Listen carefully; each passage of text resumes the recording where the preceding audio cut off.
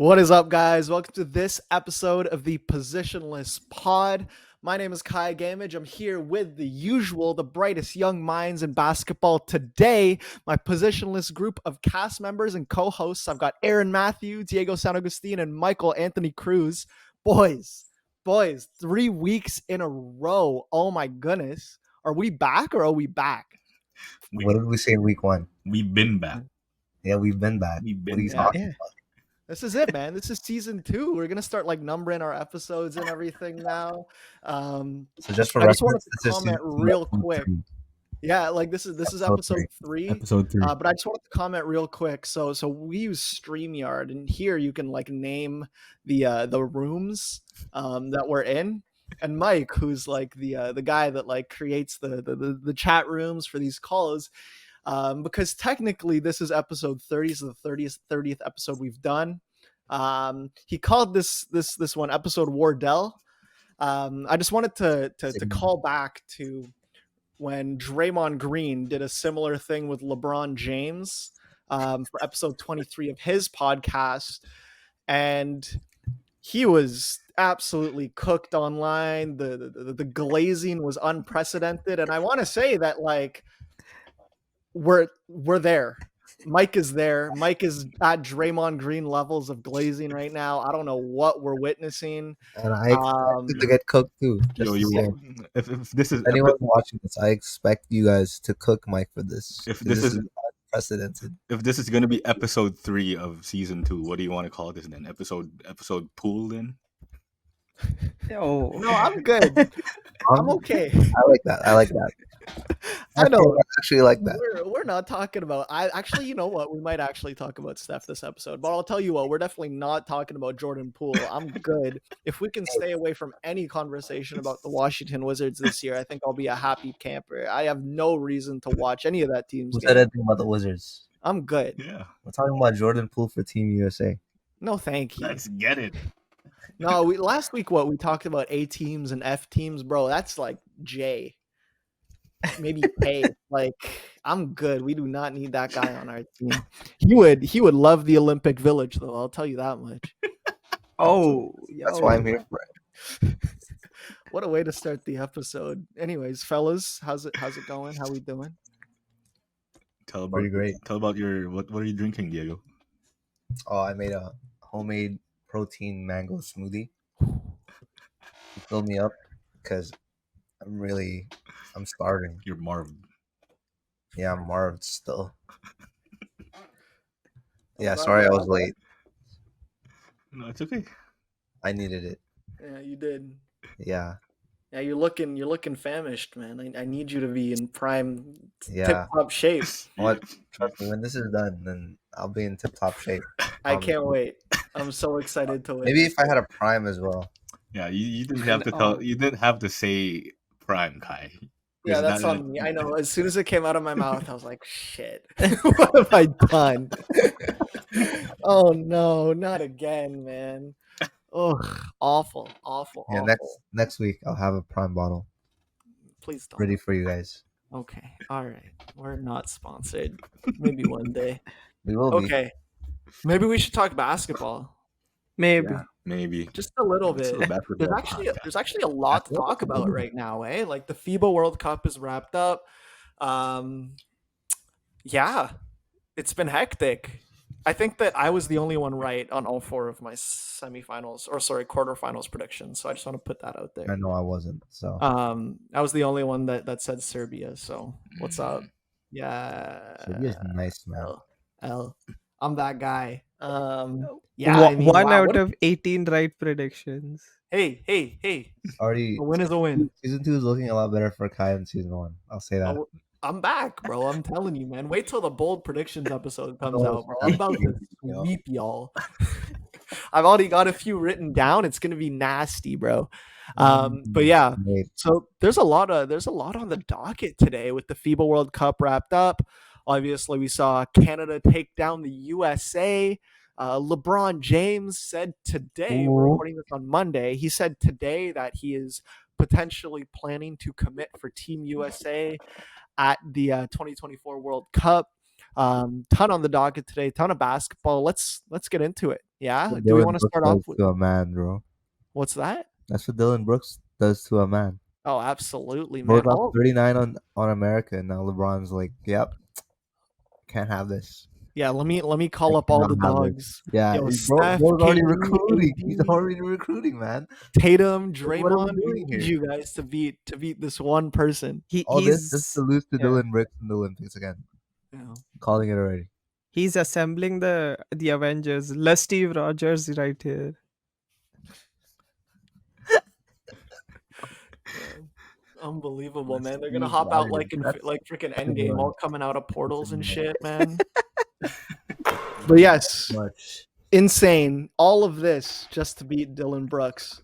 Let's talk about it. Let's talk about that game. Dillon Brooks, 39 points. That is a career high for him, in any right? He's setting. never scored 39 points, never did it in the Mhm. NBA, and did it on the biggest stage possible. I mean, this guy has fully embraced the villain, like the heel persona. He's completely cemented his play style, his personality, and he's loving it. And it seems like he's not only sure of himself right now, he's sure of his play, right? 39 points, absolutely masterful performance. Hit the first 6 threes that he took for Canada against the US. Was just dogging the America's like short lineups all night long. How do we feel about Dillon Brooks's performance? And like, is this? I mean, Diego, you're right, man. You're So, right, huh?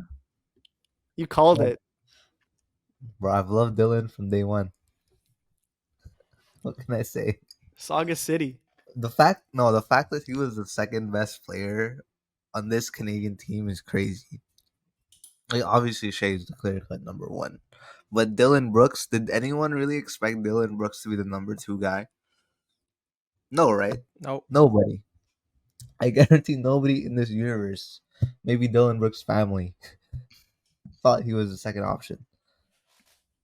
But Dillon Brooks didn't even think he was the second option. He thought he was yeah, the there's first no option. way. Let's be for real here. Oh yeah, I understand that 100%. Which is why he's such a dog. That's why I love him. I think basketball just needed a guy like this,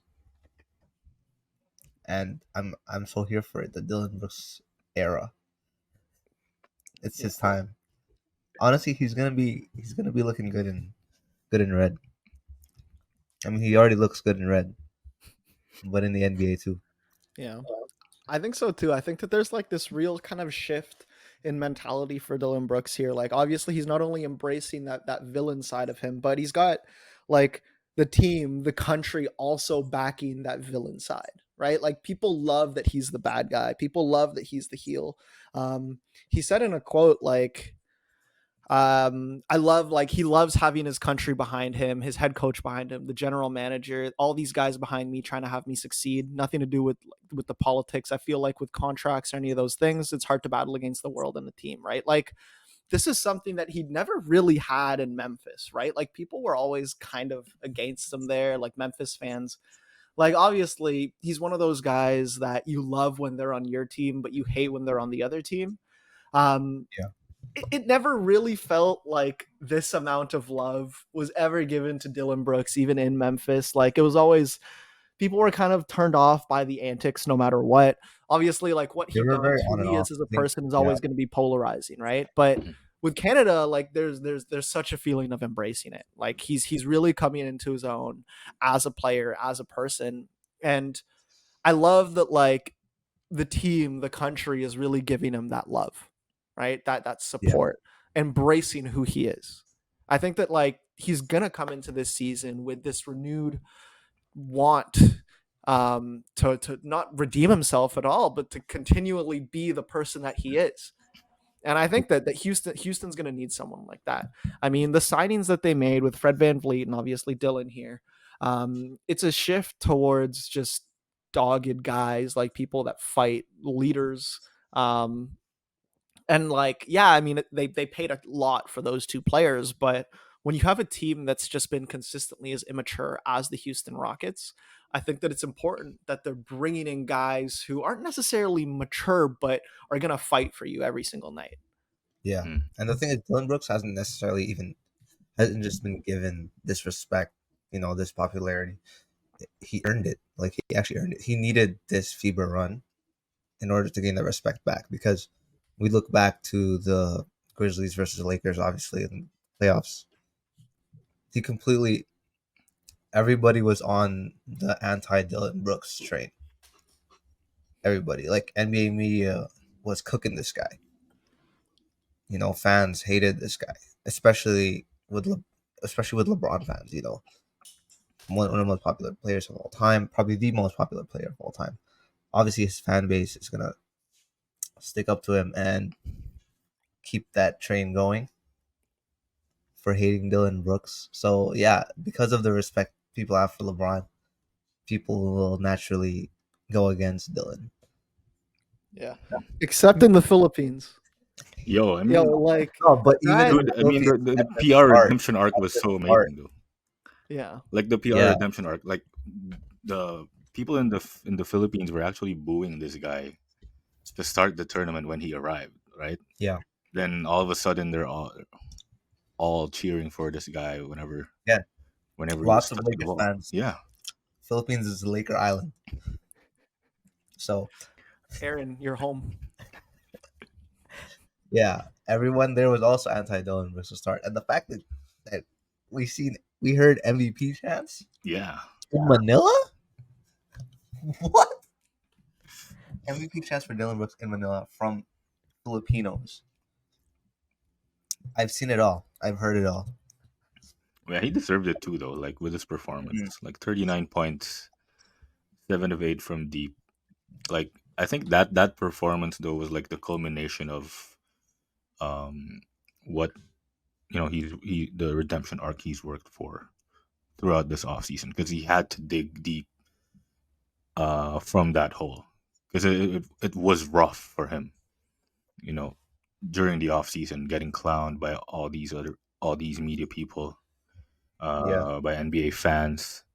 Then, as you mentioned in a previous episode, even Toronto fans were, calling him overrated during a pro-am game. So absolutely. That's what I got was gonna say. it got to that low point. Like even Toronto fans are hating on this guy. Yeah, I've seen So some clips of the pro-am games where he played at, and people were on the side like talking smack. yeah, it's chanting overrated Dillon Brooks, and they can't That's do why they you can't gotta do give that now. They can't do that now. props for it too. Dillon Brooks completely turned around like his career after that Yeah. mess of a off season, that mess of a series against LA. Mm. Yeah, but yeah, while I agree that all the overrated stuff was a bit over the top, you can't say that the criticism he received in the off season and prior to that was undeserved. He kind of dug himself into that hole because of his performances, because of his talk that he couldn't back up against multiple teams, and all of that. Like, it wasn't out of nowhere. Sure, it got Yeah, a bit toxic towards the end where the Grizzly says, yeah, we won't bring him back under any circumstances. That's like, when do you ever see a team be so unprofessional about they like just wanted a scapegoat. not re-signing a guy? Like, that's some nonsense. But I'm glad he's got this redemption arc now. I'm glad he's been paid by the Rockets now, like I mentioned, so that he can buy a house big enough for his 12 children from Sunday night. Of course, of course, of course. You That was had to pretty good. sneak that in. We That can't was be good. doing That was a this. banger. We can't. I'll give you that one, man. You set that one up pretty smooth. Yeah. That was good.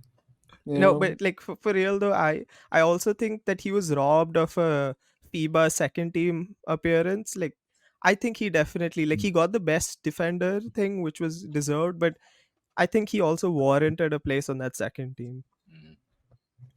Yo, Yeah. he backed this talk up like a few days before that. Maybe like a week before that, he was like, "Remember, you said he was the best defender in the world, not just in the NBA, in the world." And technically speaking, he is the best defender in the world right now. I That know that's award right. sealed the deal. I know that's right. That's absolutely right. Dillon Brooks, 100% correct. Yo, the you can't best take that defender away in from the him. whole world. What depoy, bro? Come on, be for real. Yeah, Depoy's unserious. Yeah, Yeah. bro's out because of us like a stomach bug or something. Tough, unlucky.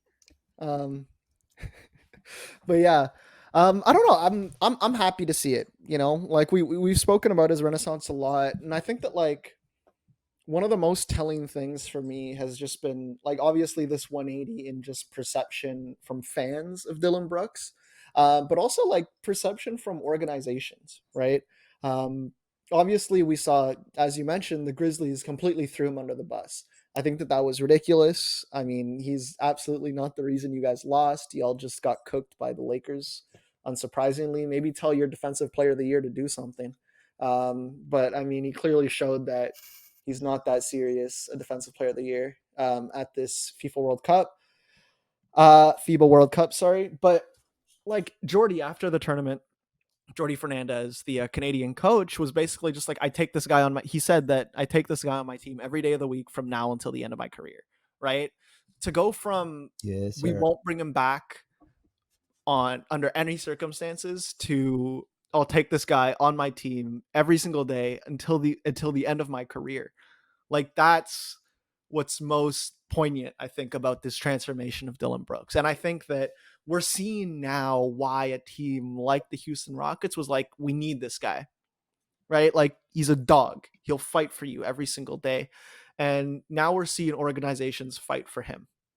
And I think that like this is what he needed, right? This is and like I don't even want to call it redemption, right? Because he's not going to fix his image, right? He's always just going to be Dillon Brooks, but I think we just need to start accepting his image and loving it and appreciating it, because you don't get heels like this often. You don't get villains like this often, and you don't get them backing it up the way that he did often. Like Sure. I listed down all the things he did down the stretch during that game versus the US. Oh my god, I love this already. Okay, so so he made all the right plays down the stretch, was incredibly clutch, not just with the shot making and all, but with the defensive plays, everything he did on the floor. So just imagine the situation. The USA already breathing down the necks of Canada after Canada had like a double digit lead the entire game, right? So 6 minutes to go, Dillon Brooks, game tied at 94, blocked Mikal Bridges on a layup. With 5 minutes to go, he made a driving layup to tie the game at 96. With around 2:30 remaining, he made this super heads up pass to a wide open RJ Barrett on the short roll that gave Canada 1 point lead. With 2 minutes to go, he made a cold blooded three on the left wing for Canada to take the lead. Then he blocked and stopped Austin Reeves with 7 seconds to go in regulation. And obviously the wild Bridges sequence just happened, obviously. Yeah, I mean that's just everything that Dillon Brooks did for this team to win them that game. And he essentially willed this team to the bronze medal. Like as you guys were mentioning, he's an absolute dog. And sometimes this is all you need in order to, for Canada's sake, make history. This is their best finish ever in any international tournament, and it's all because of Dillon. Yeah, I don't know all about because of Dillon. Yeah, All because it, I wouldn't say all. no, I'm here for it, man. This is the agenda. I'm pushing. but it's actually it's so crazy fun. that one like a Dillon Brooks performance was so memorable that we're just easily willing to brush aside the 31 and 12 that Shea put up. Yeah. Let's not brush that aside anymore, I guess. Trust me. Um, Sure, you're not.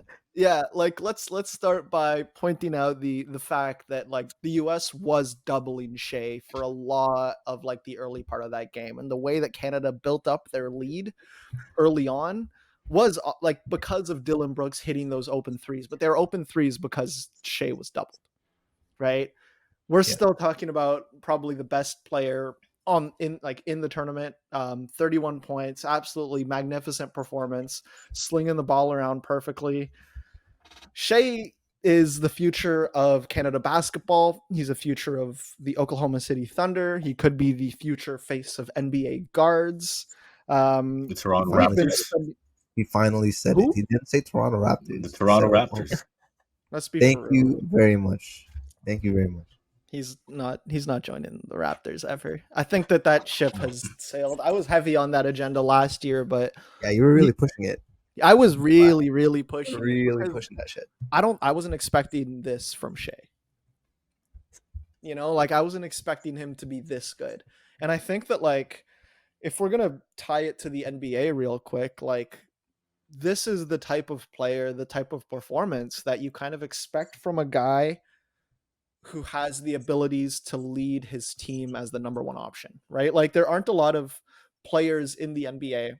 There's maybe 5 at a given time that can lead their team to a championship, be the best player on a title winning team. Mhm.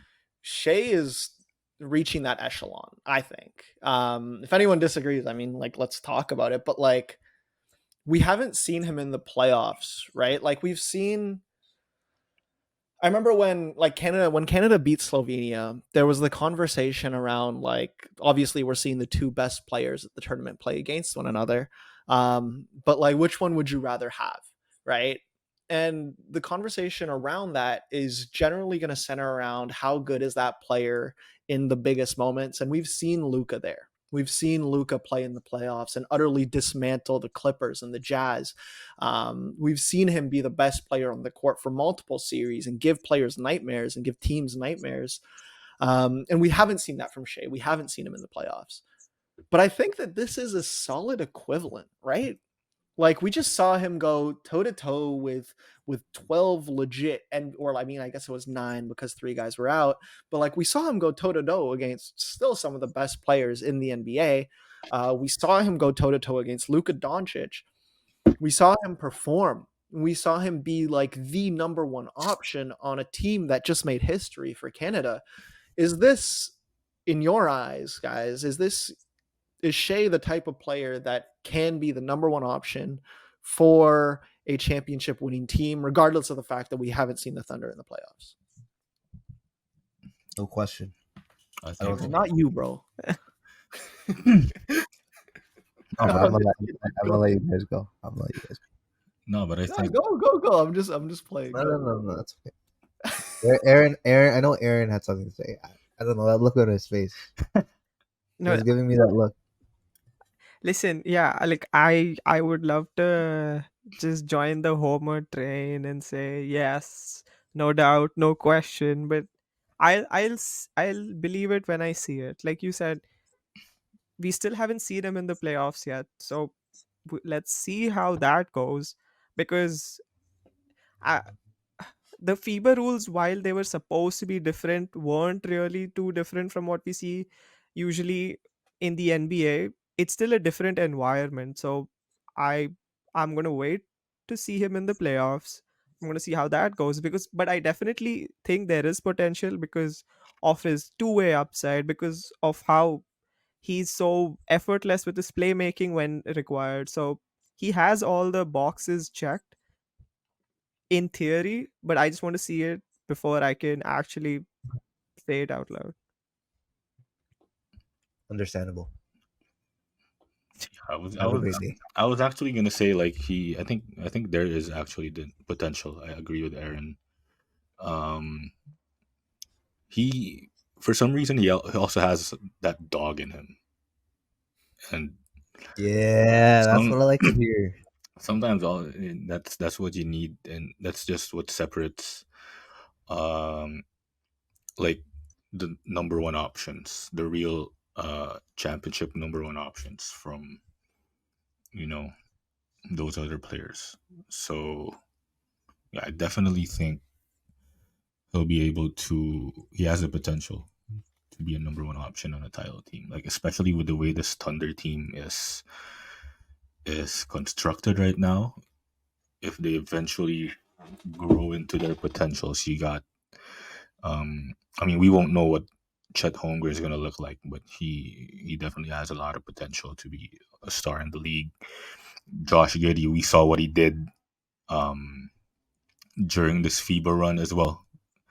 So I think he could be like a potential number 2, number 3 guy for Oklahoma City. Then you got a bunch of those young guys like the J Dubs and My favorite player. who else? Just name other. Usman Jeng, Yeah, Isaiah Joe. a lot of those guys. Like, so I mean, as constructed, this Thunder team eventually, maybe in what 2026, 2027, is going to be really serious in the Western Conference. Yeah. I mean, It's my year.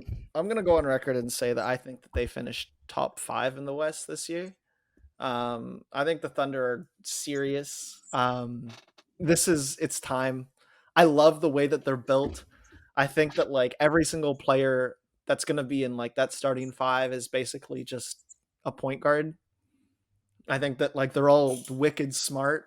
One of my favorite things about like comparing Luca to Shea is like Shea can play off ball, right? He can play more within a team system. He doesn't necessarily need the team to be built around him. And when you've got supporters like J Dubs and Giddy, I think that like it's the perfect makeup for having a team around Shea. Like any of those guys can play off ball, any of them can play on ball. And I think that I think that they're going to be serious, and I think that Shea's going to take that next step and lead them to a solid seed in the West. I think that they avoid the play-in, despite how crowded the West is, and I think that Shea really does cement himself here. And like, I'm really into this squad right now. I think that Chet's going to be legit. What I saw from him in summer league just looks really impressive. I think that he's the defensive catalyst that they kind of needed alongside Dort and Shea. Yeah. And I think that they have a lot of just flexibility to build out the rest of that roster. I mean, they've got like what 20 guys on their team right now. They'll see who clicks, see who sticks.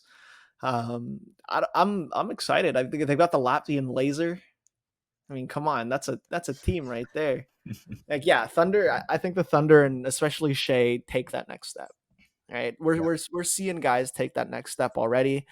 And like these international competitions have actually been a pretty good measuring stick for who's going to take the leap to the next level, right? In 2019, the last World Cup run, the US sucked.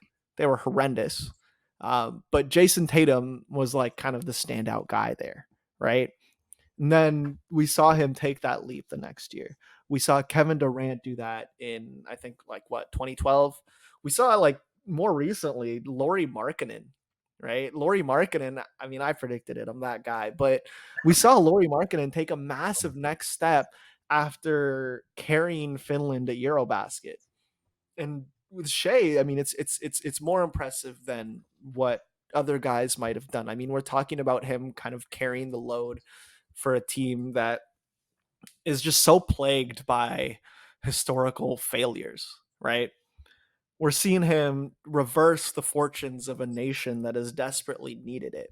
We're seeing him drag this country to the Olympics. Like, Shea almost, I don't want to say single-handedly because he's got Dillon Brooks, but like Shea as like the driving force here has completely reversed the fortune and the name of what Canada basketball is.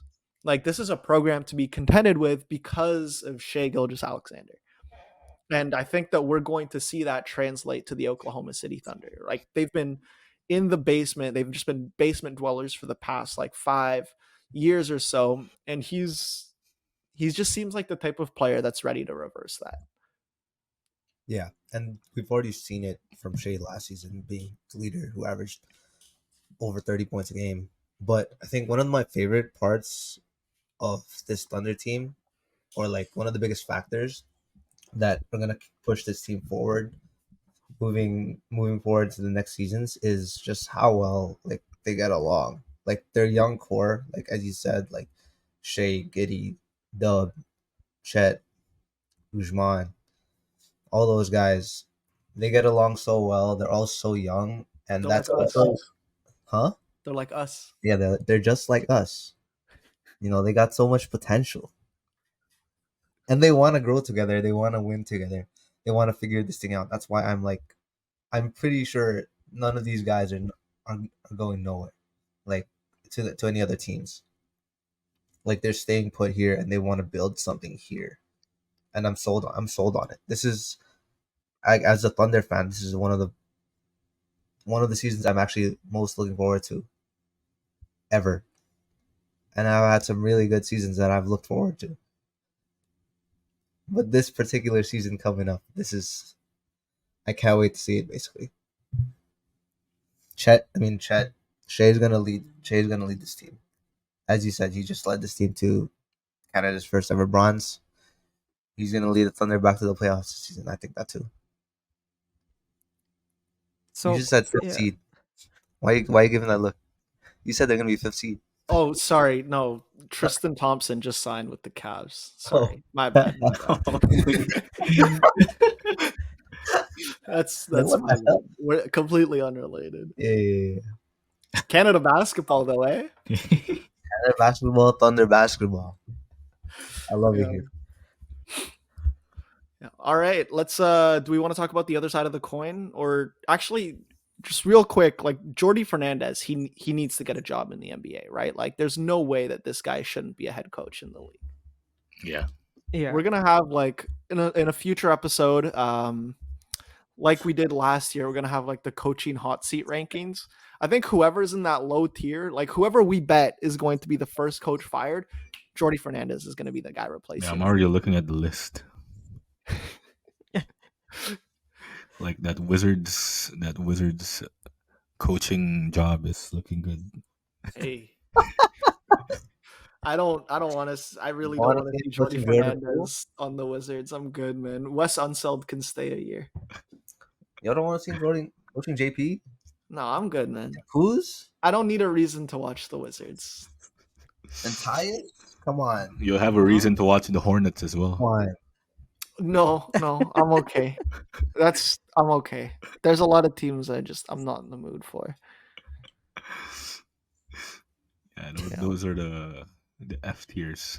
The Bulls should get rid of Jim Boylan. Sorry, Billy Donovan. Jim Boylan. What's Boylan. wrong with you? Thunder legend Billy Donovan. Woof. Yeah, my bad. I could see him there. Yo, get him in like a good market. Get him on the Bulls. I mean, as long as he doesn't leave Canada, that's all that matters. Then get him to Toronto. Then. No, I'm okay. I don't know. I'm trying not to have FOMO from not getting Jordi Fernandez, but no, I'm excited for Darko. This isn't just me coping. I like Darko. I don't like the lawsuit, but he seems cool and fun and chill. Darko and If he's a Dennis. Darko, you don't really know how good of a coach he's gonna be. Yeah, that's the thing. We There's haven't. really nothing we can expect. Like we can't expect him to be good. We can expect him bad. Of course, man. Yeah, I don't know. Like this, I remember as soon as the Raptors signed Darko, there was like so much like, oh my gosh, we got our guy. Like this is awesome. This guy seems like really fun. He was constantly in the news. Like everybody loved him right away. And now we haven't heard anything from him other than the lawsuit that the Knicks kind of put on him. So it's hard to, like it's tough. But Jordi Fernandez is definitely a guy that I think is probably next up for a big NBA coaching position, right? Mm. Like, yeah. Okay, let's talk about the States. Yeah. Woof. Or Yuck. Oh my goodness, man. 3 losses in their last 4 games. What a mess. What a disappointment for the American team. This squad was obviously much better than the one that they brought out at the last World Cup when they finished, I think 7th place. So this is the second disappointment in the row for the States at the FIBA World Cup. 4th place, didn't medal. Lost to Germany, lost to Canada, lost to Lithuania, and the problems seem pretty clear with this squad. Like, what have you guys seen from the US that like you think will be the biggest things that they need to change the next time that they take the world stage? I think it's lack of continuity. Like, I mean, you can see what happened with Germany, right? They eventually won the World Cup and just saw the connectivity of this team. throughout the entire tournament. They didn't lose a single game in the FIBA World Cup. Even if you have Dennis Schroder putting up a massive stinker against Lithuania or Latvia, like it didn't matter. Like this team still had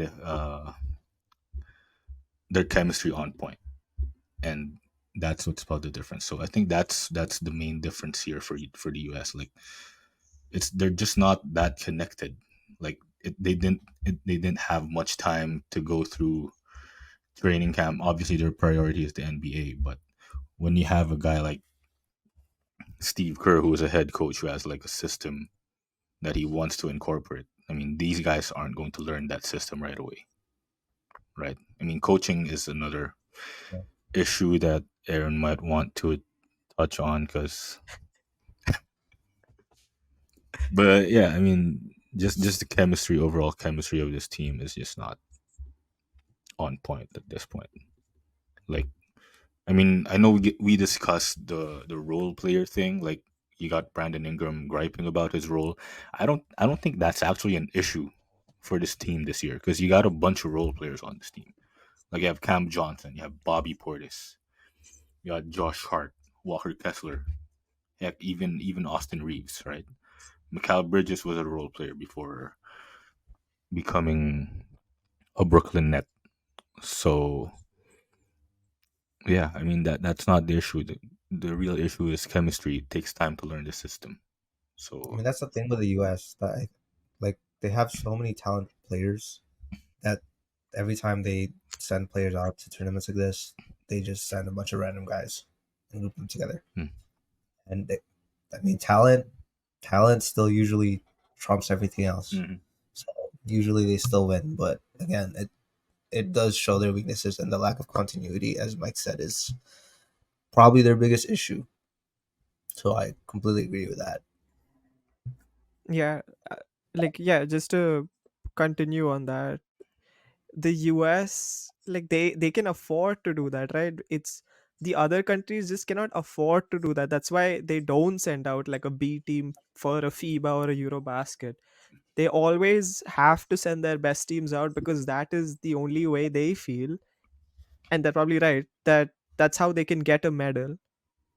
So they can do it, and the US have unfortunately gotten away with just their B or C teams grabbing medals, that they take it lightly. But I do agree that after a second stinker in a row, maybe this is the wake up call that they needed to, sure, you don't need to see a LeBron James or a Kevin Durant at a FIBA, but you need to have some kind of continuity for sure.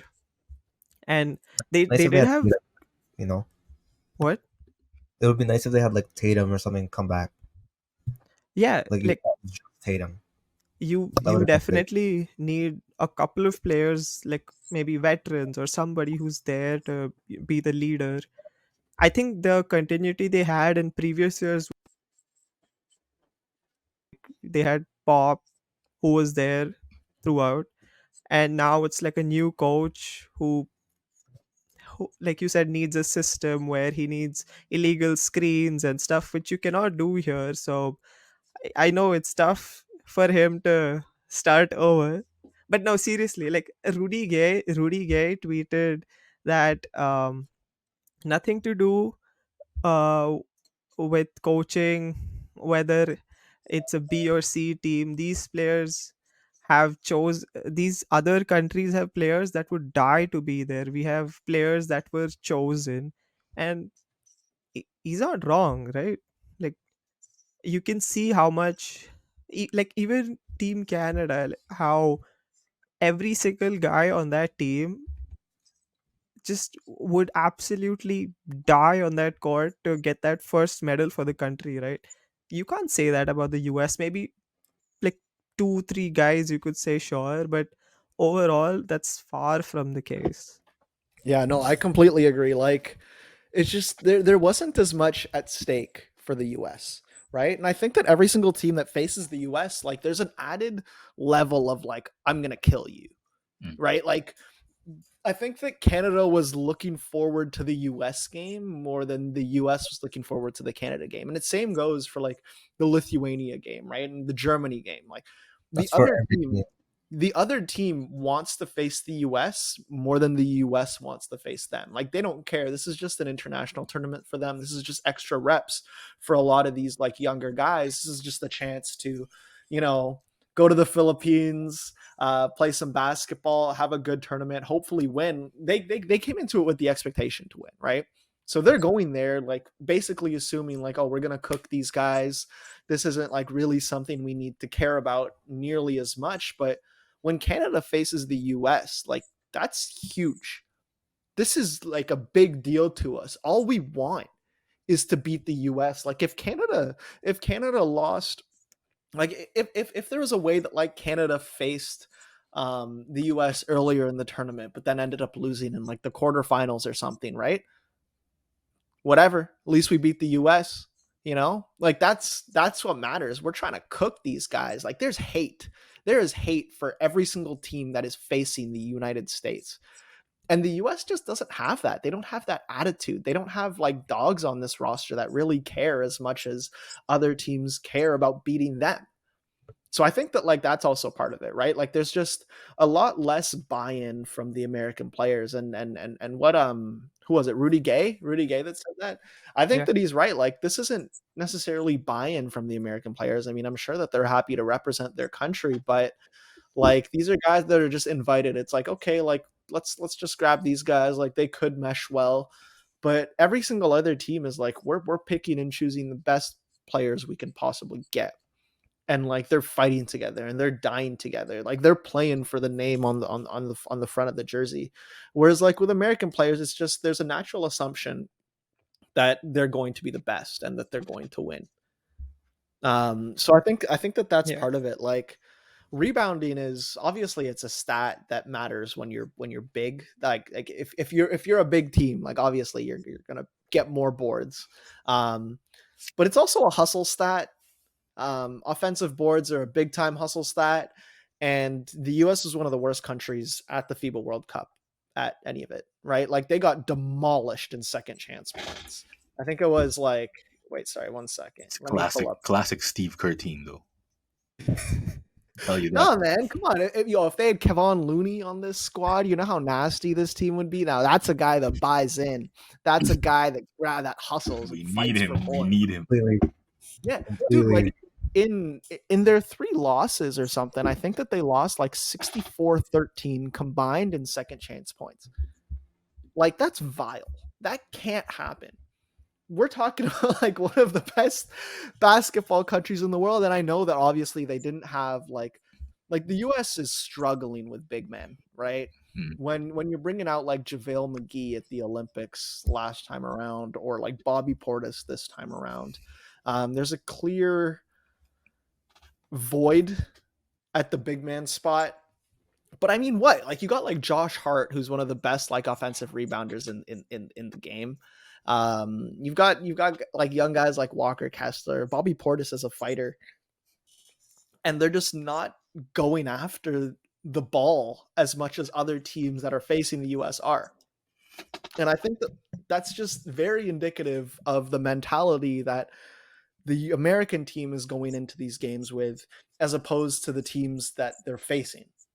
Right? There's just less buy-in, less care. They're there because like they expect that they're going to win. Right?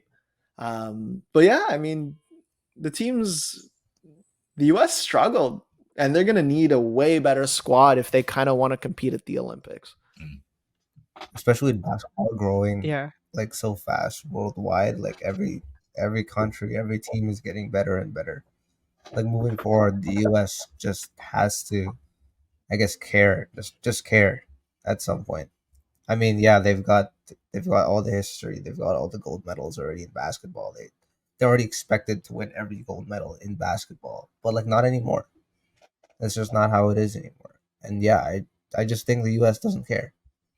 That's why they send out like not their best players to these tournaments.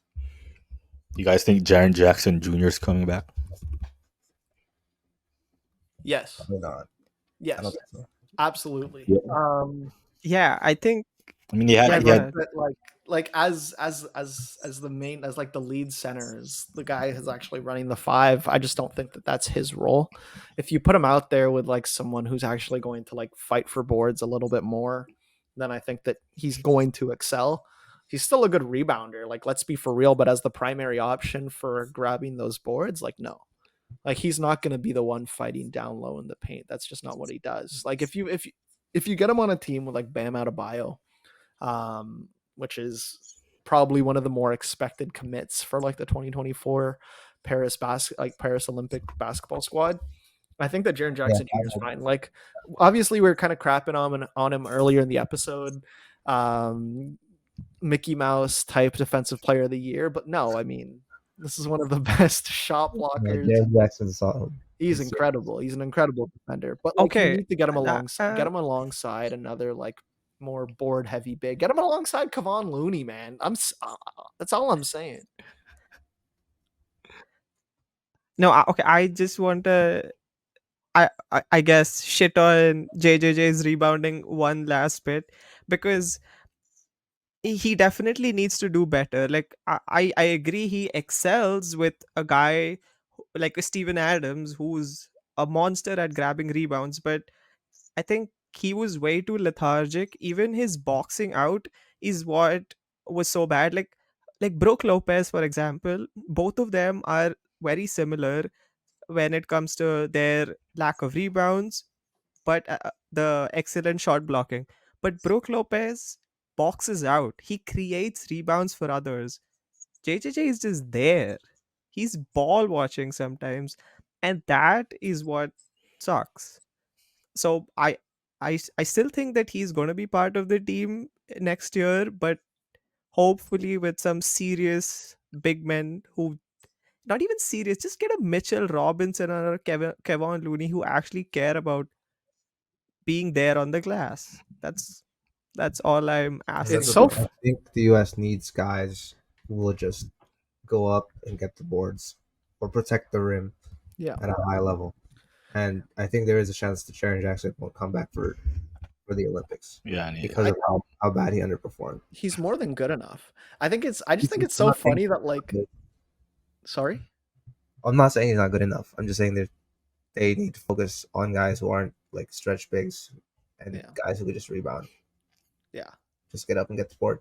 Yeah, get fighters, man. Get dogs down there. Like this is a physical game. I genuinely think Kevon Looney would have been better for this team than Jared. love the Kevon Looney. Yeah. Come on, Loon God. Love the Yo, we Kevon need to Looney love retire. here. Golden State's gonna retire his jersey, man. You have to.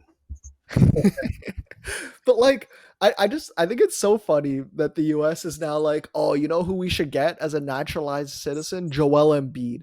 Bro, what are we doing here? What? What are we talking Get about? out of here. Bro, imagine Naturalized? it's hilarious. Yeah, like they want to get him naturalized so that he can play for the American team. Like, bro, he already did that for France. What are we talking about? Like, imagine getting beat so bad and like feeling so privileged as a country that like, oh, this is who we need to get. Like, let's get the best center. What are they gonna ask for Jokic next? Like, give me a break, bro. Joel Embiid. If he plays for the US, That's no, that guy, unbelievable. My next chapter. Bro, he already said my next chapter by decommitting to play for Cameroon. You know how nice that Cameroon team would be? Jesus, bro. Joel and Pascal, Okay, give me a can, break. can I just take a second there, because you pointed out Cameroon and naturalized players. I would love to see Spicy P as a naturalized player for Team Yo, Canada. facts. Yeah. Absolutely. Absolutely. Listen. It's not like he's playing for Team Cameroon, so put him in, Bro, I coach. need to see it. Like, Oh, but He looks good in red. they'd actually be a good fit too. I'm not gonna lie. yeah, bro, Yeah. they need a four like that. Come on Yeah. now. Well, Yeah. I've been begging to see Shea and Pascal for years now. This is the only chance they get. And Oh, I'm Like sure. that's the hill that I've Yeah. been dying on. Like, let me see it on Team Canada. But like obviously I just kind of shit on the whole American cope thing here. Like, let's go get Joel Embiid for our team.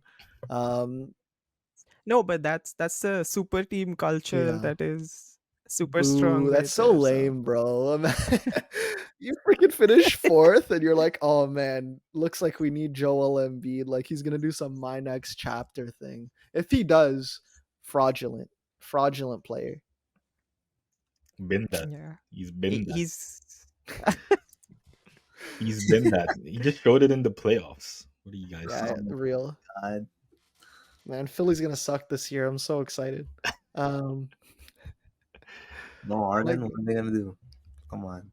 yeah. So yeah. Listen, I need them to figure out the Harden situation. I can't have my fantasy keeper in And that's China, what you bro. Come deserve. on. no, man, that situation's not been figured out. Bro is not That's what playing you for that team. I deserve. You promise deserve you. all that. I'll tell you He that. is sitting on the bench for half the year. It is not happening.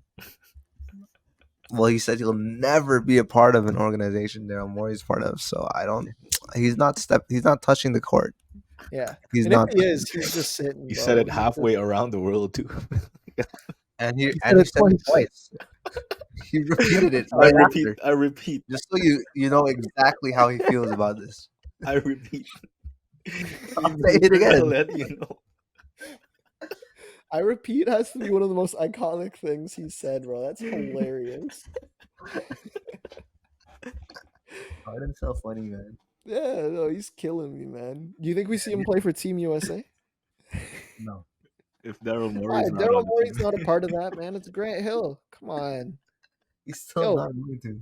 they're recruiting a super team right now, yo. They said LeBron is playing for Team USA, and bro's gonna be 39. Yeah. I He, saw So LeBron commented on one of the posts too with like the eyes emoji. yeah, the eye emojis, man. Yeah. I mean, what? So Like he talked to LeBron's gonna play. Shams earlier today. You know what? Let's talk about it.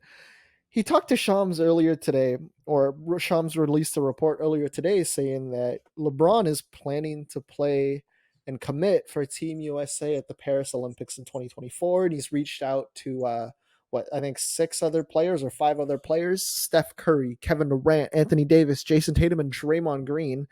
Who invited that last guy? yo, you need a dog like that, They're man. besties, yo. He's actually I'm good, someone you man. need, man. He's a I'm dog. good. He's one of the No, dogs. just over get and then yeah, so those guys, and then separately, Phoenix's Devin Booker, Damian Lillard, De'Aaron Fox, and Kyrie Irving are also expected to commit to play for the 2024 squad. Again, all this just to beat Dillon Brooks. Yeah, how we And they're still not gonna win. they will. They're not winning. If LeBron plays, they'll win. They're not winning. Yeah, let's Serbia's beating them too. who? there. Ooh, Come on, man. ooh. Jokic is cooking them boys. It's okay. It's okay. Relax. And Bogey. No, but how do we feel about LeBron's last dance? Do we think he's actually going to do it? Like he's going to be 39 in December. That's pretty old to be playing the Olympics, man. Like how much can we really expect from a 39-year-old LeBron at the United States at the Olympics in 2024? I mean, I think just his leadership and his presence will be what drives that team most.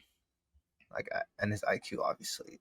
He's not gonna be like the guy taking the most shots or the guy doing the most on the court.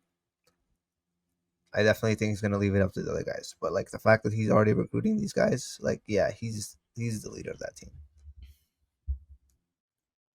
yeah, I think he like well play style wise, it's gonna be something that we saw in the bubble. Like LeBron just being the point guard, he's definitely not gonna be the score first guy that we've seen him over the years. You have guys like Tatum, KD, Steph to do that. And can I just take a second to say how happy I am to see Fox being mentioned as part of that super team that they're building. That's my fantasy keeper. Enough Thank you, with Mike this. Cruz. Oh man. No, but seriously, that's it's such a jump for him too. Like I'm glad like he's being mentioned in those discussions, but definitely no need Draymond or even a Kyrie Irving. Yeah, Yeah. they'll be Yeah. there just because if LeBron does commit, it's going to be LeBron's team again, right? Like Yeah. what he Yeah. hasn't played since what was it, 2012? Yeah. Because he Yeah. didn't play in the 2016 Olympics. He didn't play in the 2020. Did he play in the No. 2016 ones? I don't think so. No, he just I don't won the think so, title right? after that year. I don't think so. Okay. But yeah, I mean, like, it's going to be LeBron's team. He'll probably hand pick his guys. Like, Kyrie will be there. Draymond will be there just because those are his boys. So will Austin be there? No. Okay. No. He's Shoot, done no. My agenda, it's broken, man. But no, I mean, I don't know if maybe if he becomes an all-star this year, but there's no way there's going to be a player that isn't an all-star on this American team, right? Like, Yeah. if they're actually going to run it back for like this last dance type of deal, first of all, it's going to be a movie. I really want to see it. I really want to see like a proper American squad with like all the best players. I don't care how injury prone you are. Kawhi Leonard won't be there, but like I don't care how injury prone you are. I need to see the best. I want to see some LeBron, some Kevin Durant, some Stephen Curry. Like this is USA basketball. That's what I'm hyped for. I'm really excited.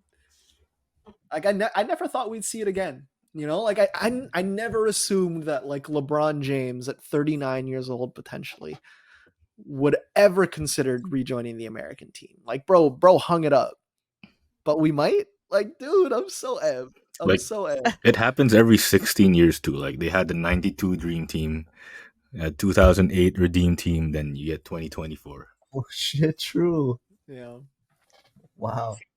So, but what is this? The geriatric team? Maybe it's good that they. Maybe it's Listen, really good I'm that not US lost, complaining. because now we get to see this happen. Like LeBron wouldn't really care as much if they got the bronze at least. Yeah. Because you know these guys care about the US winning. Like they've played for the US before. So it's happening. I actually think it's happening. Yeah, it looks like. Yeah, he's not settling for LeBron's. He's going for the gold.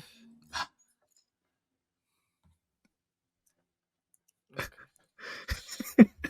All right. That's enough. Yeah, I mean, I'm excited.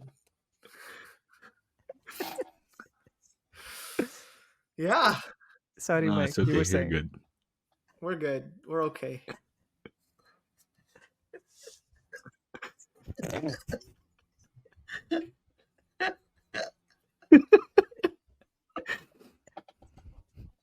Who let this guy do this?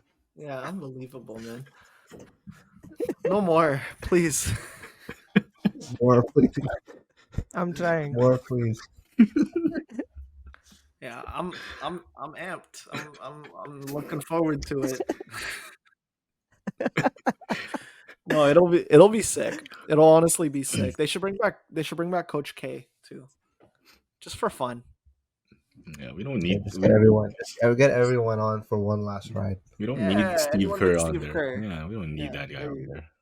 Yes, that's what I was waiting. Anyone to but hear. Steve Kerr. Thing is like I thought Kerr was like a decent pick just because like he's so good at like, you know, getting all the big egos in there and kind of making them buy into his mid system. Generate the BI. But nah, this guy's fraudulent, bro. We need Coach K back. Yeah, listen, like if you're willing to put out Mikal Bridges as your tallest player in like a bronze medal game where the momentum is against your team, do better. He just loves his small ball. I mean, to be fair, they didn't have much big guys on the team. Like you got Jaren Jackson Jr., Paolo, and not that it matters, Brandon Ingram was out. But Yeah. Right? Like Walker Kessler. They still had Walker Kessler. I mean, let's be for Honestly, real. no, he's not finishing the game over Mikal Bridges. Yeah, I understand. As the I don't five. know. I actually would prefer, like, if I was. Yeah, and Bobby Portis. I'd rather have Portis, but Yeah, like Portis, Kessler, yeah. I'm not having Yeah. Kessler out No there way. to close that game. No way. Shay's gonna Yeah. cook him. Steve Kerr out. Yeah, Shay'll destroy him. Like, I mean, okay, but Shea cooked everyone regardless. Yeah. right? That game's not going to overtime if Kessler was in there. Yo, that was a crazy way for it to go to overtime, eh? Yeah, My goodness, yo, Mikhail bro, Bridges. bro.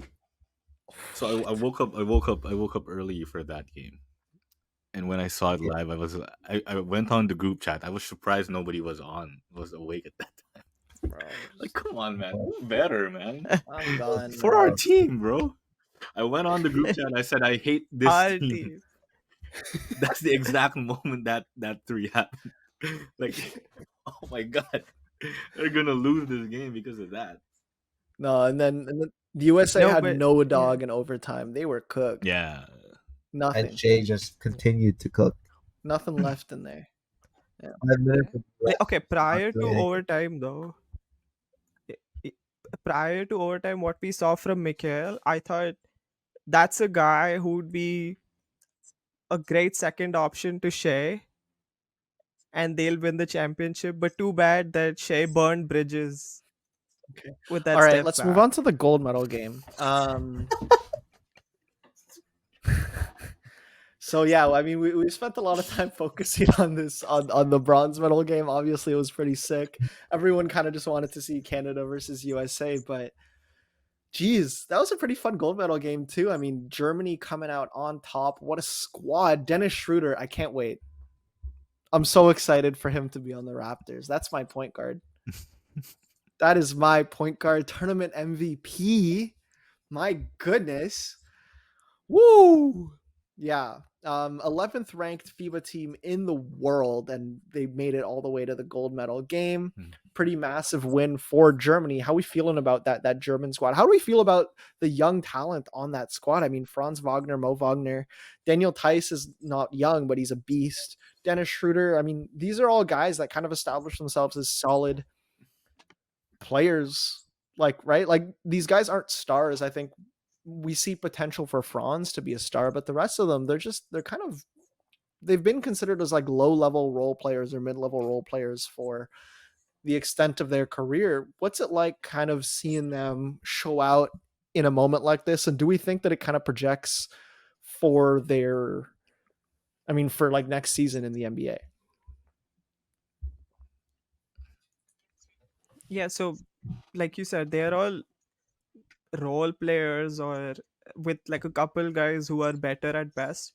But this is where the continuity, the chemistry that Mike was talking about comes in, right? Like they're such a cohesive unit, and that's like these are games, these are the situations where chemistry just defies the talent that's on the other side. Like you said earlier, they were undefeated throughout the tournament. Shout out Canada for beating the same team prior to the tournament though. So that's how you know Canada's also the best team in the world.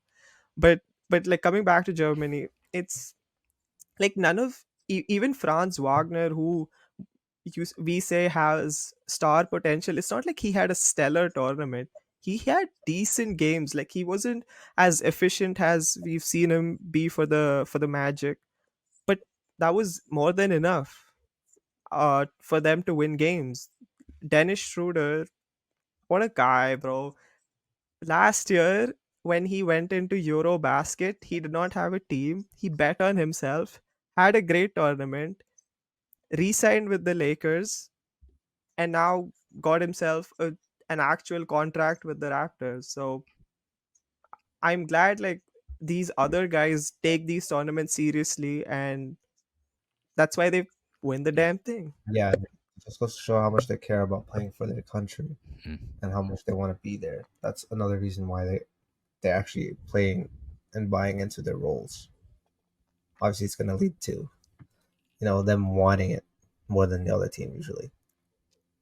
Yeah, the thing with Franz, actually, you mentioned about this tournament is what he did. Actually, this tournament is very impressive. Like, he got injured in the first game. He had an ankle injury in the first game, missed the next three, came back for the quarter. I mean, next four games actually. So he came back for the quarterfinals, came off the bench in that game, led the team in scoring amidst Schroeder's massive stinker. Then he scored 22 points, started in the game versus the US. then was the game MVP during the final.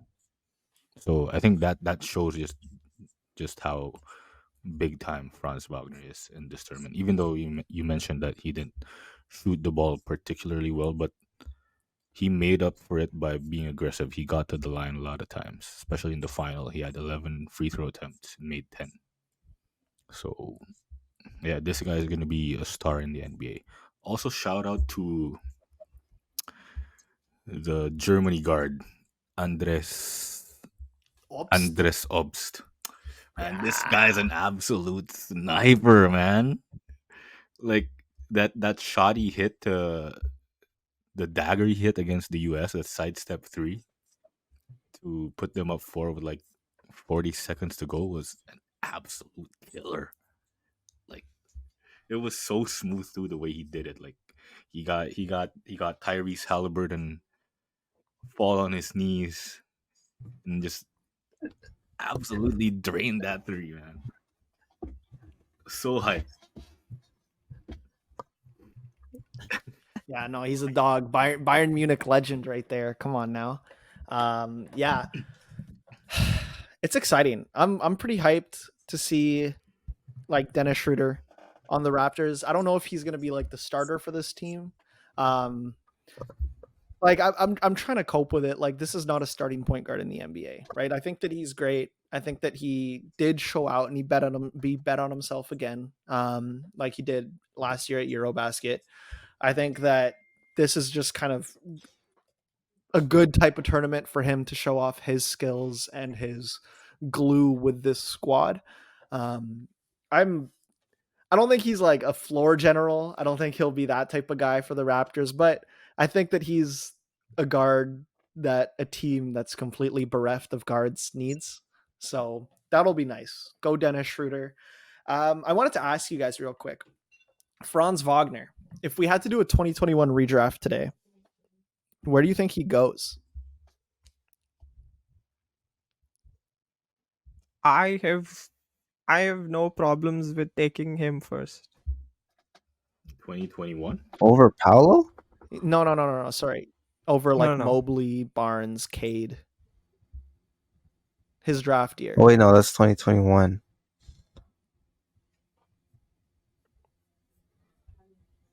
Brother. Damn. So like yeah, I'm Bro talking is lost. Giddy, Mobley, Yeah. Barnes, Cunningham, Jalen Green. I think he I just goes That's surprisingly. I think he goes to Orlando too, at number 5. really. Okay, so I'll put I Cade, Evan Mobley, Scotty Barnes, and Josh Giddey over him. And you put Josh Giddy over yeah, Franz Wagner? yeah. I just think he has like the playmaking for me, for Josh Giddey is just stands out more, and he's got a lot more tools with him that can help, like could be the glue of a championship team. You put Barnes over him too? Of course, Really? of course. I put Barnes over him too. Yeah, Oof. I As a definitely wouldn't Toronto put fan, Jalen I don't Green know, over him. man. but I he like but the he's fact still that he's Franz still is he's the still king. on Orlando Magic, so it doesn't really matter. Okay. I don't know. For me, the only person I would say like is maybe over him uh, is Evan Yeah. Mobley, and it's like a 1A 1B for me. But one of them is a DPOI caliber guy. The other is a 3 level scorer already and has potential to be even better. So like, and you just said he was the game MVP of the FIBA World Cup. So none of the other guys you mentioned have done anything as good as this so far. So I yeah, take him fourth. So who So have you got above him? just Evan, Cade, and Scotty. That's it. Ooh, no Joshua. Yeah, I don't Joshua, know. I'm taking him over Cade. I'm probably I'm I not think taking I'm him with over Cade. Aaron. I think I'm with Aaron here. Like I think that the only person that like I really consider at his level is Mobley. And then I think like to round out my top 3, I'd rather have Giddy than Barnes. I think Giddy's the 3rd best player in that class. Sorry, Cade. I just haven't seen you in a year. So, just and injured. last time I saw you was a picture of you that made you look like you're 52 and playing at LA Fitness. So it's hard for me to really, put you Cade up there. had a really promising rookie season. That's why I'm still putting him up there. Yeah, I don't know, but that picture, I don't know, man. He looked like he belonged on the Scarborough Shooting Look, Stars after I saw that I'm picture not of him, basing bro. this off of one picture. He looked like J. Cole, dog. Like, I'm good. I don't know, man. I'm good. At least he'll I'll be take he'll be a champion there though. wishes, man. Yo. Hey, but if Oh. he was picked fourth, he'd be a Toronto Raptor. Who? Cade? No. That's Wagner? Yeah. Yeah, I know. I would have liked that. be Toronto Raptor, you know? I don't know, but yeah, I think that Franz has just kind of cemented himself as like a top 3 at least player in this class, and it's a good class. I think that like most of those It is. guys, we haven't really seen anything concerning their ceiling, right? Like we don't know who any of these players could turn into. If Scotty has actually worked on his jump Aaron's shot, boy? huh? What about Aaron's boy? Yo, Which one? we haven't even seen Alpert Oh, in here. AR? James Booknight. Oh, I thought you meant Reeves. Oh my. Is AR on this? I mean, technically AR is He part is, of this, man. right? Even though he went Oh, Yeah. AR is going undrafted. in the top 10 of the redraft. Wait. Then Sengun is on we this. got Sengun on this Sengun is class, on this, man. bro. We gotta reconsider. We got Delano, Who? Celtics legend. We got Kai Jones tweaking off Oh, Percocets. busy. You got busy on here. Yo, okay. It's a good class. I like this class. good What Trey class. Murphy, Şengün, but like I don't know. I just think that Franz Wagner. I think that he's just kind of above it. And I don't know if like the Magic are going to be good. I think that there's still like a lot of questions with that team. I don't think they're necessarily building a team that is going to make the most of Paolo and Franz's abilities as a duo. I just don't think that like Anthony Black or Markel Fultz or Jalen Suggs is like really the answer for that. So I don't think that like we'll really still see what Franz can be, but I don't know. We saw it in this tournament. This guy's incredible. He's a great 3-level scorer. He tries on defense. His shooting is only getting better. I think that like I'm taking that above a lot of the other guys in this class. He might not have like the raw talent or like raw abilities and like physical attributes that we're seeing from guys like Mobley and Barnes, but his floor is like that much higher, I think. Yeah. Okay. Are we good? Still pretty high on Scotty.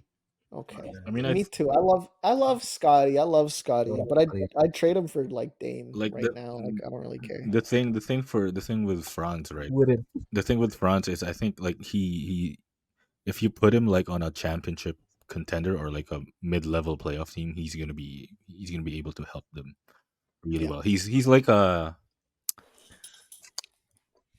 I'm blanking on the king Keegan Murray. He's a lot like Keegan Murray in the sense that when he has a high floor. You put him on a team that's ready to contend for a playoff spot, he's gonna play a really huge role on that team. Yeah, I agree. Like I don't think he has like that ceiling of a player that can be the best team on a championship squad. I don't see that, Yeah. right? Like the raw skills just aren't there. Like he's a great 3-level scorer, but you can tell, right, that like he's not going to be the best player on a championship squad. But yeah, it's a high floor, right? You're getting a lot of stability from a guy like Franz Wagner, and you're getting a lot of positional versatility too. Like he's played the 2, the 3, the 4. He's worked as like a solid lead ball handler for the Magic as well. I think that, like, yeah, I mean, I'm a big Franz guy, man. Yeah. Yeah. And one of the best abilities is availability. He's played 79 games and he played 79 in the first season, 80 in the second. You need a guy who can be on the floor, right? So you can't do that with Cade. J. Cole. Unreal. Yeah. Okay. A couple bits of NBA news before we dip out of here. So the league, the owners, GMs are set to vote on whether a infraction will be implemented around teams that rest players and rest stars specifically. So the way that it's going to work is that teams will be fined if they decide to rest two stars, and stars are defined by all NBA and all star appearances. Um, if they decide to rest two stars on a given night, and if it's like a nationally televised game, right? So this is basically to curb uh, load management. Do we think it's, first of all, do we think it's going to work?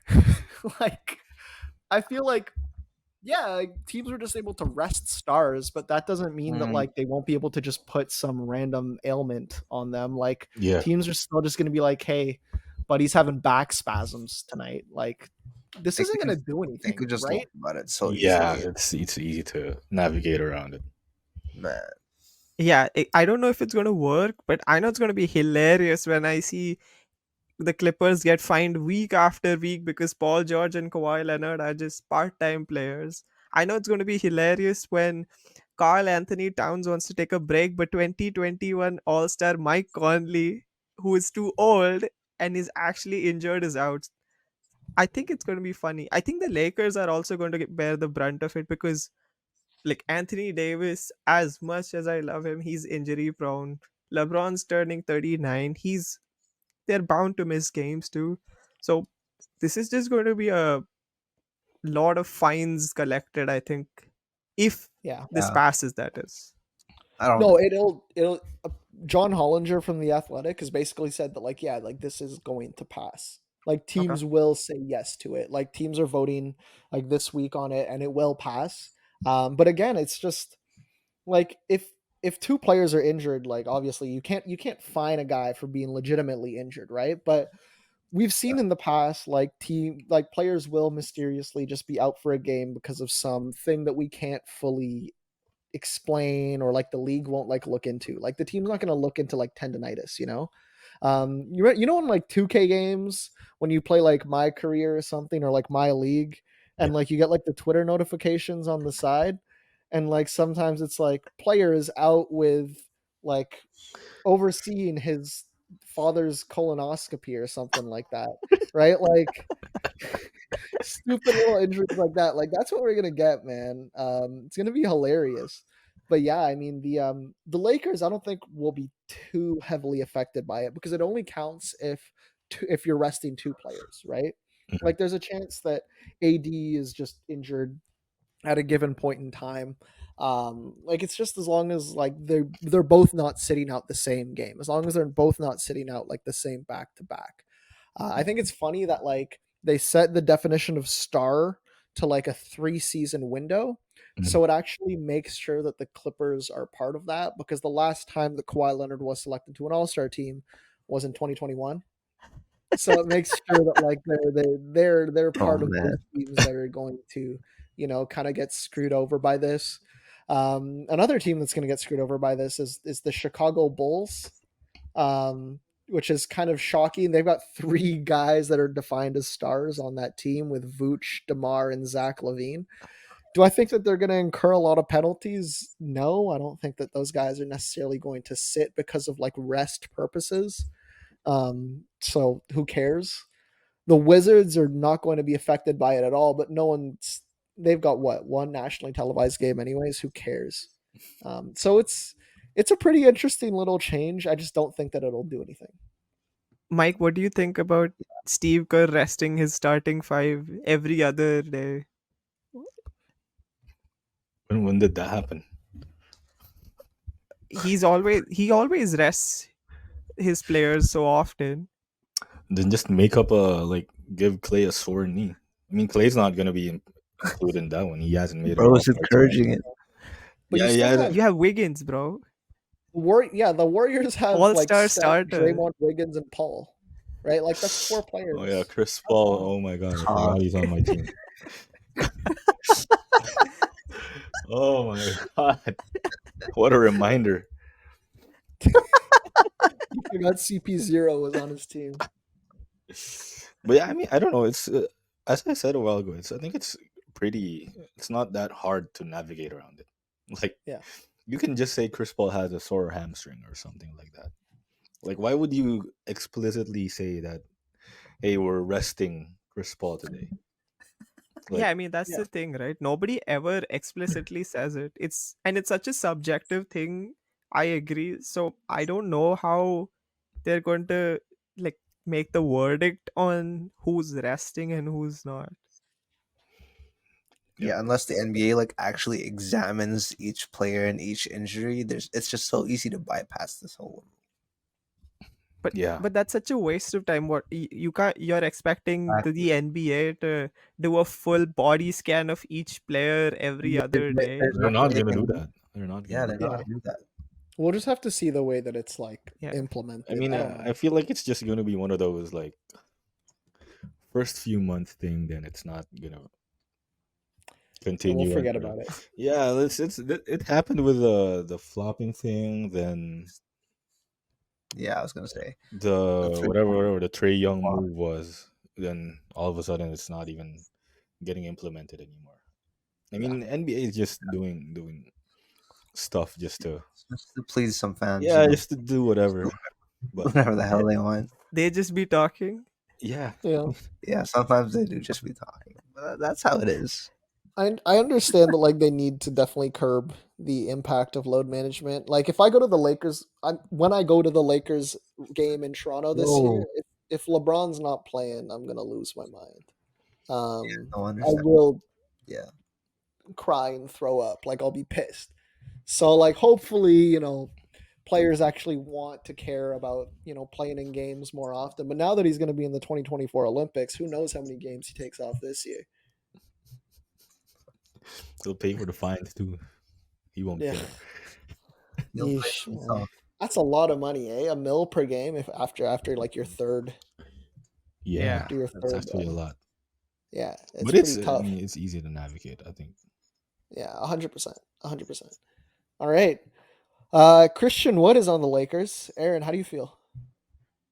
As a minimum player, I think he's solid. Like the Rockets, he was, I would say, he was getting a bag there, and then he underperformed.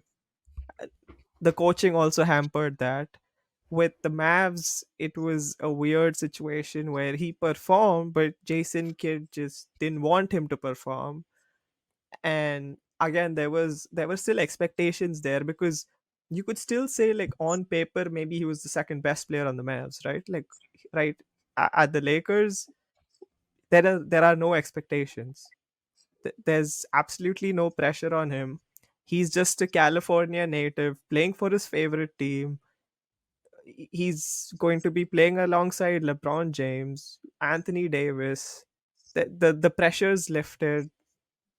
I think this is the perfect opportunity for him to get the bag next year, like that had happened for um what's his name on the Kings, Malik Monk. So I think, Yeah.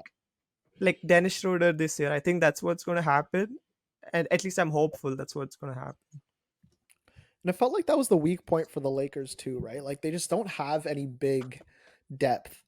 Like they they made their like draft picks this year, or like the two-way guys that they got this year, like Colin Castleton and Fudge. I forget that guy's first name. Like Demoy, those are bigger. Demoy Fudge. yeah, Thank you. Of course that's my guy. Like those are bigger guys. Like they need that depth at the big spot because they've got depth all over the rest of the roster. And having Christian Wood there, especially when you know that AD is going to be sitting out a few games, just because it's Anthony Davis, like that's massive. This is a team that probably has one of the best benches in the NBA now, and actually has enough depth to contend with an injury-prone roster and an injury-prone set of stars. Yeah, and I don't think there's no expectations though necessarily. Plus, like you're Mhm. playing on a championship contender, there's always going to be expectations, especially when Yeah. you're a good player such as Christian Wood. yeah. So Okay, I guess yeah, I should we'll have see. clarified. There's no expectation to be the second best player, or like the best player outright on a team. Yeah. He's Yeah, probably gonna get scapegoated though if the Lakers perform bad. Like that's what usually happens. that's how it is though. Yeah, That's how it is. that's the downside of being on the Lakers. You get scrutinized the most, you get applauded the most. Yeah. It's gonna be one of those guys, not LeBron or AD. Yeah. But it's a good opportunity for Wood to actually show it how good he is now that he's on an actual contender. Yeah, Championship or bust. Yeah. yeah. The Lakers. Sorry, are like actually- this team's Lakers team the championship or bust. this team's stacked. This team's stacked. They've got depth. They've got a team that can ride out the regular season. They better not finish in a crappy seed in the regular season. I'll tell you that much right now. If they're in the playing game, I'll be pissed. Like, this is a serious team, man. Championship or bust. All right. Yeah, make sure to tune in next week. Make sure to subscribe. Check out our YouTube channel. We're making TikToks. We're making Reels now. We're making YouTube Shorts, I think. I don't know if we are. Yeah, we do. Who the heck watches YouTube Shorts? But we're on Reels. We're on TikTok. Hey, I do. You do? Yeah, sometimes I do. You're an adult, man. You don't admit to that. Bro, That's for Coco Melon children, bro. Like, that's for iPad kids. we're literally posting YouTube shorts. Buddy, you're not watching YouTube Shorts. It's the same thing as You are Instagram Reels. You are a full-grown man. It's the same thing as You have Instagram a girlfriend. Reels. It's the same thing as Instagram You have Reels. graduated university. You are not watching YouTube Shorts. Yo, don't cook him like that. Don't cook him like that. It's the same thing as Instagram It's Reels. not the same as Instagram. It's the bro. It exact is for same children. shit that you see. It's for babies. I don't know what who are kind of Coco teething. Melon you see on your YouTube Bro, shorts. dude, the brain rot is insane. Holy crap. But check us out there anyways, I guess. Yeah, YouTube shorts, we are no on offense, that. no offense. on Like, that. no, if you're into YouTube Shorts, you're into YouTube Shorts. Go Hey, if off. you're I into guess. YouTube shorts, I like you already. Okay, all right. Check us out on Twitter. Signing off for my wonderful co-hosts, the brightest young minds in basketball media today. Signing off for all of them. I got Aaron Matthews, Diego San Agustin, and Michael Anthony Cruz. I am Kai Gamage, and this has been the Positionless Pod. See ya.